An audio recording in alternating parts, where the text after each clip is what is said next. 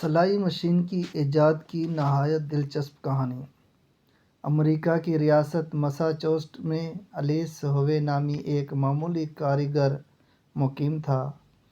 الیس ہووے کی پیدائش 1819 میں ہوئی اور بدقسمتی سے صرف 48 سال کی عمر میں ہی اس کی زندگی نے اس کو خیر باد کہہ دیا اور اس کی وفات ہو گئی۔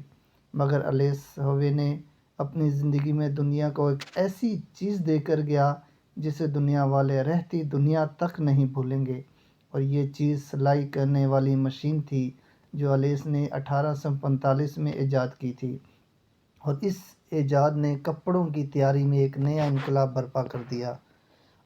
الیس ہووے نے ابتدا میں جو سلائی مشین بنائی تھی، اس مشین میں دھاگے کی سوئی کا چھید سوئی کی جڑ میں ہوتا تھا، بالکل ایسے ہی جیسے ہم روزمرہ زندگی میں استعمال ہونے والے ہاتھ کی سوئی میں دیکھتے ہیں۔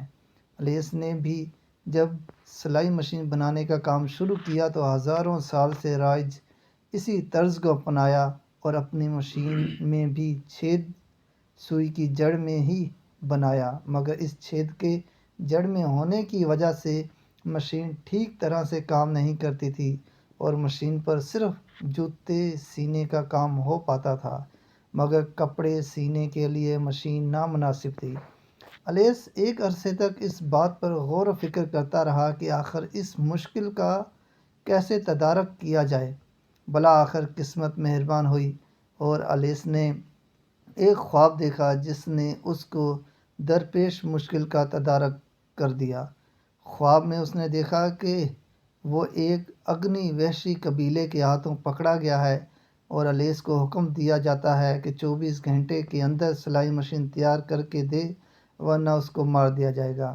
الیس نے مشین مقرر کیے ہوئے وقت میں تیار کرنے کی بھرپور کوشش کی، مگر وہ مشین بنانے میں ناکام رہا۔ مدت پوری ہونے پہ قبیلے کے لوگ الیس کو مارنے کے لیے ہاتھوں میں برچھے اٹھائے دوڑ پڑے۔ ہووے نے جب برچھوں کو غور سے دیکھا تو ہر برچھے کی نوک پر ایک چھید نظر آیا۔ یہ دیکھتے ہی الیس کی آنکھ کھل گئی اور وہ خواب سے باہر نکل آیا۔ الیس کے اس خواب نے مشین کی تیاری میں حائل مشکل دور کر دی اور اس نے برچھوں کی طرح دھاگے کی سوئی میں نچلی جانب چھید بنایا، اور اب نتیجہ مختلف تھا۔ وہی مشین جو چھید اوپر ہونے کی وجہ سے ٹھیک سے کام نہیں کر پا رہی تھی، اب چھید نیچے ہونے کی وجہ سے ٹھیک سے کام کرنے لگی۔ ہووے کے لاشعوری نے اس کے ذہن کو تصویر کا دوسرا رخ دکھایا جسے وہ سمجھ گیا اور اسے اپنے سوالوں کا جواب مل گیا۔